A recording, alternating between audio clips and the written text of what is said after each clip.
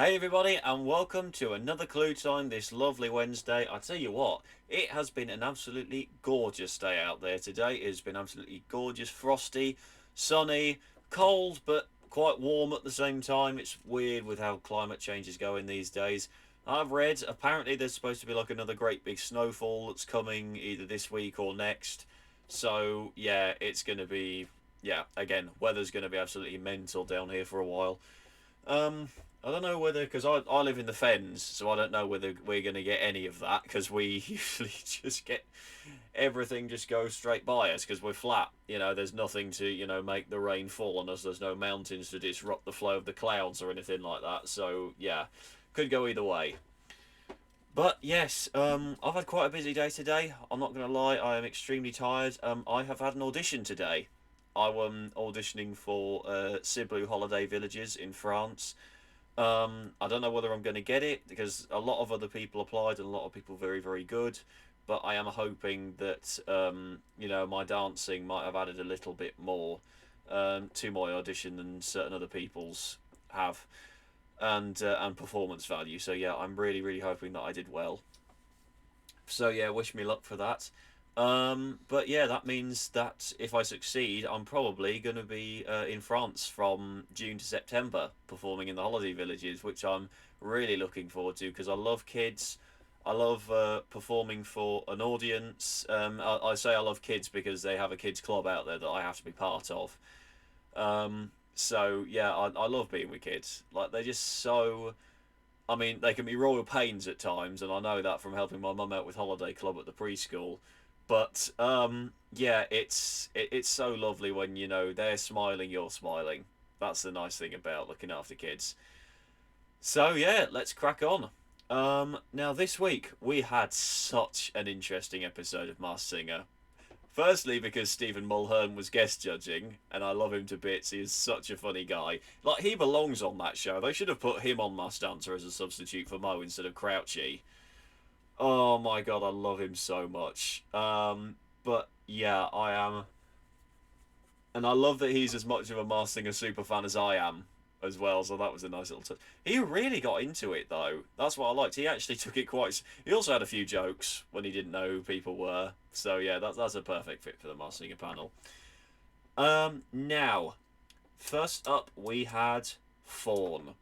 I am absolutely loving her. She is such a great singer, and her song choice this week is one that I've never heard before, but was so difficult to sing under that mask. Like the how quick she was having to go and draw her breath back in again. Like that is definitely a very well trained voice, and it takes a lot to master a song like that. So good on her. She definitely stepped it up that week.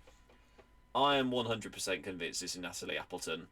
There were so many All Saints clues again this week that the judges completely missed. Let me go through a few of them.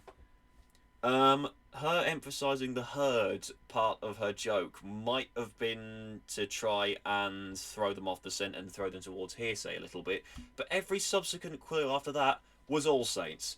The lottery clue. All Saints performed Booty Call at the lottery draw in 1998. She did a very, very small laugh at the end of said joke. All Saints have a song called Ha Ha. And she went ha ha. That was a very, very subtle one, but I like that they snuck that one in. There was literally a puppet on a string. Another All Saints song. There was another reference to a group. Again, Angel and Devil. One of their last albums was called Saints and Sinners. Absence makes the heart grow fonder. Obviously, All Saints split for a while. Top of the Pops. They have made several Top of the Pops appearances. And lastly, the badge clue. She was on A Weakest Link Pop Special, where they had a load of pop stars on. It could not be any clearer that this is Natalie Appleton or potentially another member of All Saints. But obviously, the baby clue, obviously, it is her because of the baby clue, and she is the oldest member of the group. But it could not be any clearer that it is her, and the judges are just completely overlooking all the clues. It's maddening at this point. It's really maddening. It's infuriating. But yeah, it's just yeah, yeah. It is what it is, and obviously I will cherish the look of shock that is on the judges' faces if they don't guess who it is by the time that she is eliminated. Now, next up, probably the most disappointing elimination of the series was, of course, knitting, who turned out to be, as we've all been saying, Claire Richards from Steps. While she is a fantastic singer, and I will say this, some of last week Claire's performance did draw me in. This week, I kind of felt like while it was a very, very good performance, when I look back on it and over her progress of the series, she hasn't really done that many sort of uplifting, like really uplifting songs. They all seem to be very like emotional or very, very emotionally powerful songs. That for me gets boring after a while. I like to see a little bit more variety from the contestants, like we've seen from Fawn, from Rhino, from Phoenix, and all that stuff. Like, well, actually, no, Phoenix hasn't really done a ballad yet, so that might be interesting to see him do that.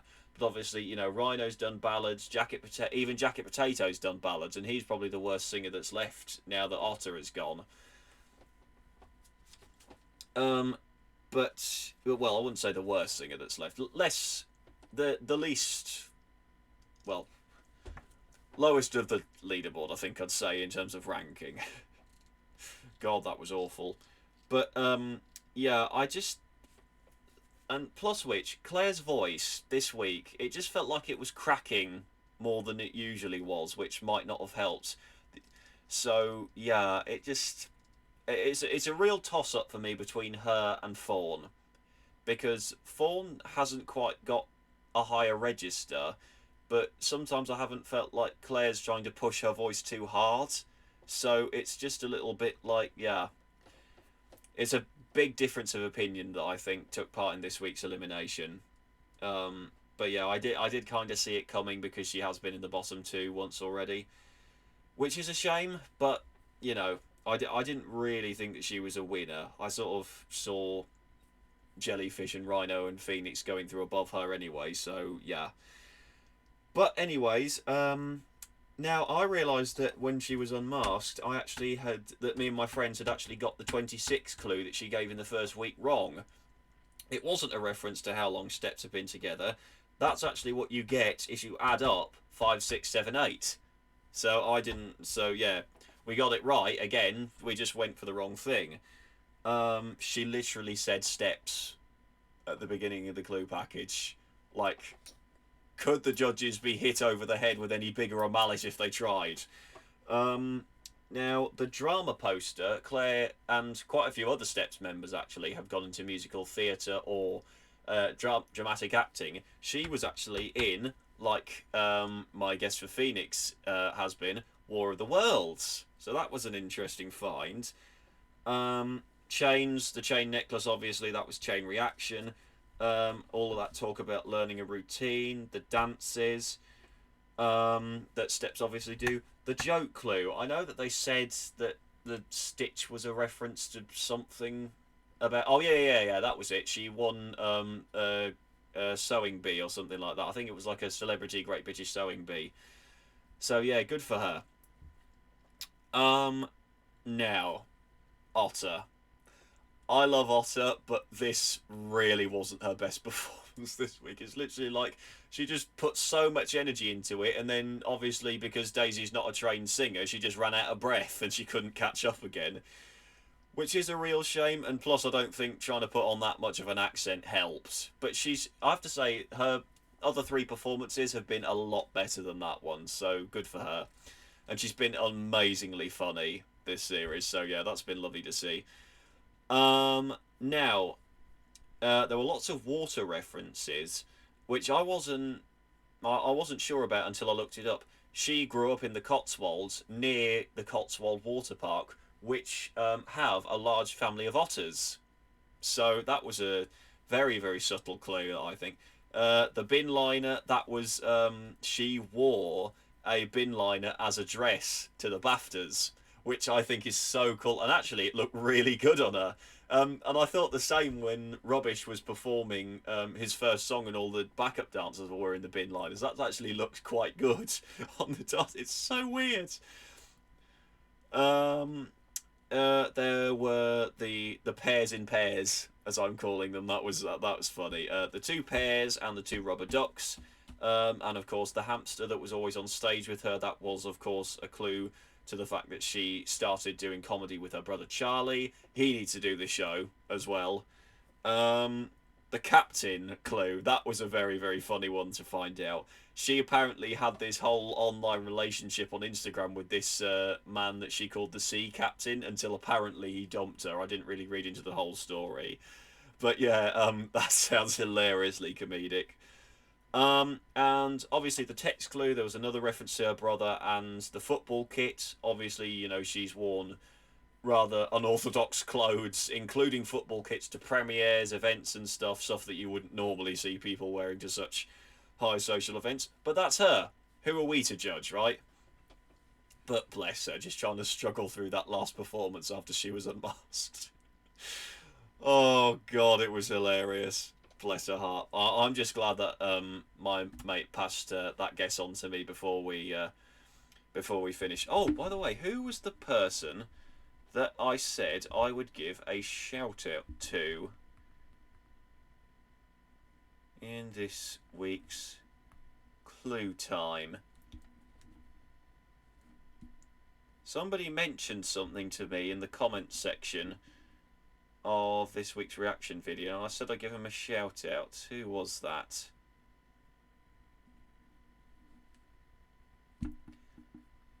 Where are we? Here we are.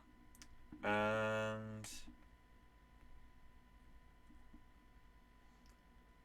Ferocious Flame PvP, how is Claire knitting?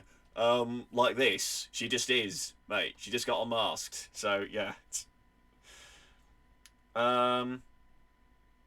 Yes, I did find this clue anyway. Paul Mark Wilkinson, that was the fella. He passed on to me that Amber Riley performed on the X Factor as a special guest with the cast of Glee in 2009. I did also find that clue when I looked again. But thanks a lot, Paul, for passing that on to me, because that gave me the best. That gave me the best look at Amber Riley getting her revenge on Simon Cowell for turning her down on American Idol. Like, that look that she gives him when she does that key change. Oh my god. He must be thinking, geez, that's a real money opportunity missed there. Cha-ching. Now, I don't know what the snoring clue's all about. I looked and I looked and I looked. Zilch. Nada, nothing on Amber Riley or a snoring connection. We are moving on to Jellyfish now. I've finished all my clues for Otter. Glee performed on X Factor, got that. The litter thing. She had this whole... Amber had this whole thing about litter bags on TikTok. I didn't really look that much into it because I'm not that much of a TikToker, despite the fact that I am 22. I know, shocker, Gen Z are not a TikToker. Although I think that is more of a thing with like the teens these days rather than the early Gen Zers. The night clue, she was in the group Leading Ladies with Beverly Knight. So Mo was half right when he guessed Beverly Knight with that one. But he just, yeah, too obvious, Mo, too obvious. Performing for the Royals without a crown, she performed at the Royal Variety Performance. Gooped, that was an interesting one. There were the two texts, Gooped and Close. She sang with Gwyneth Paltrow on Glee, and obviously Gwyneth Paltrow has her brand Goop. And the Close, Glenn Close, was also on Glee. That was good. The hard-plated one, I couldn't figure that out, so I had to leave that one. The triangle, the triangle that flashed on screen could be a hint to the fact that she was in the middle of a love triangle on Glee, but I could be wrong on that. That could just be, a random shape that they just threw in for effect, but this is the Masked Singer, so you can't ignore this stuff. The 1-2-1... I could be completely wrong with this, but she covered Beyonce's song 1+1. That could be completely wrong. It could be completely wrong, I don't know, but that was all I could find when I typed it in. But yes, honestly, the clues for Amber just keep feeding themselves straight to me. It's too easy at this point. Like, oh, when you've heard her sing once already, it's just too easy, which is unfortunate. So now we shall move on to Rhino. This is 100% Charlie Simpson. No question about it. Like this week has been insanely easy to find clues for the majority of the contestants. I didn't actually figure this one out on my own because I'd forgotten that this was the song, that this was the movie that these two had been in together. So thank you a lot, Davina, for passing that one on to me. Owen Wilson and Vince Vaughn, Wedding Crashers, Crash the Wedding. That's the second Crash the Wedding clue that we've had so far this year, so far this series. I wasn't really sure about what the movie titles were supposed to represent, but I did look. Charlie has been in a few films. They are listed on IMDb. A Cinderella Story was one of them. Um, Painting a Target, Fight Star. That was one of their songs. Paint Your Target. Feeling like a puppet of the law. That could be a reference to him feeling controlled by Universal Records and then obviously leaving the band after a while. So yeah, the reunion. Busted literally have a song called Reunion, so that was easy enough. And obviously, fans were waiting for a Busted reunion for so unbelievably long. And the final clue that I got were those explosions that happened behind him, which I took to mean cannon fire or gunfire. And obviously, I can't remember whether it's Charlie himself or Busted, but they have a song called Call to Arms. Or was it Fight Star? Hang on. Sorry, I've been looking through all three song lists so many times that I've completely forgotten which one was which.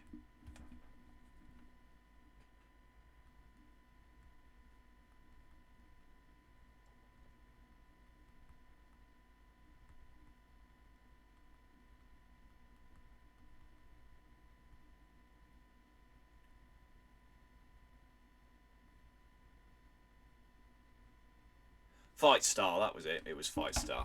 Right, okay. Now, Jacket Potato. I know there's going to be a lot of people out there who are angry that he's gone through and Knitting hasn't because his singing wasn't that great, blah, blah, blah. But, for me, this was one of my favourite performances of the night, and I will tell you pourquoi. Because, while his vocals were just about acceptable for the song, the atmosphere that he was giving off and the uplifting sense that even I was getting through watching it through the computer screen was just amazing. And watching somebody guitar in a mask like that is commendable. I know it's not about playing instruments, but to do that in a mask and in gloves, in a sense, that is so commendable. So yeah, I can see why he went through this week. And honestly, I was just, yeah, again, I was getting bored of knitting just choosing ballads. So yeah, but I do really think that he's going home next week because there's only so long that he can last in this competition. But he's done well. He's lasted longer than I thought he did. So good on you. Good on you. Um, Obviously, we all know who this is now. This is Mr. Richie Sambora himself.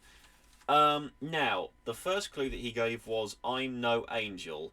That could either be a reference to Bon Jovi's song "Kidnap an Angel," or the fact that he wrote something. What was the song again? Oh, I've only written down part of it. Was it called the Men with the Angel Eyes? I think it was.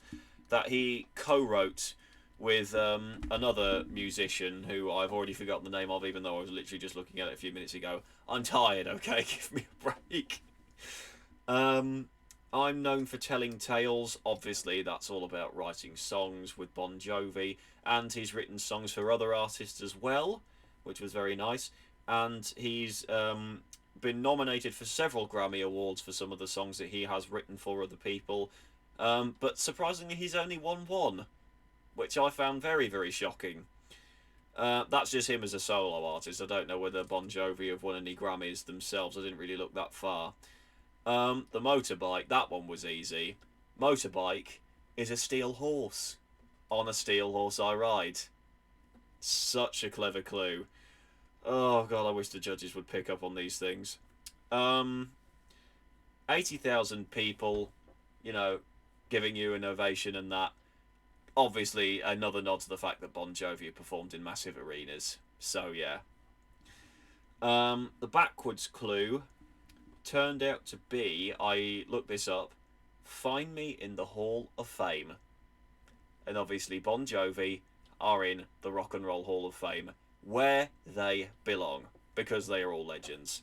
and we love them for it. Now, this one was a bit trickier. My Derry accent isn't brilliant, but I'm giving it a try. I'm a huge fan of Derry Girls, in case you can't tell. Phoenix. Oh my god, why does he have to be so hard? Even when I think I really, really know who he is, his clues are still so flaming hard to decipher. Like, so many of them I had to just brush off this week because I had absolutely no idea what they meant. I got a few ones, though.